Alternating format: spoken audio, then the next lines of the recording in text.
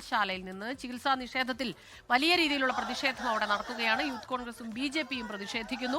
ആരോഗ്യമന്ത്രിയുടെ രാജി ആവശ്യപ്പെട്ടാണ് അവിടെ പ്രതിഷേധം വലിയ തോതിൽ നടക്കുന്നത്. വിളപ്പിൽശാല ആശുപത്രിയിലേക്ക് പ്രതിഷേധക്കാർ മാർച്ച് ചെയ്യുകയായിരുന്നു. മേഘ്ന മുരളി ചേരുന്നുണ്ട് വിവരങ്ങളുമായി. മേഘ്ന, ഇരുകൂട്ടരും ആവശ്യപ്പെടുന്നത് ഒരേ കാര്യം തന്നെയാണ്. ആരോഗ്യമന്ത്രി രാജിവെക്കണം. ചികിത്സാ നിഷേധത്തിനെ കുറിച്ച് തുടർന്നുണ്ടായ വലിയ രീതിയിലുള്ള പ്രതിഷേധം, വലിയ പ്രവർത്തകരുടെ തള്ളിക്കയറ്റം നമ്മൾ കാണുന്നുണ്ട്. ഒരു സംഘർഷത്തിലേക്ക് കാര്യങ്ങൾ പോവുകയാണോ മേഘ്ന?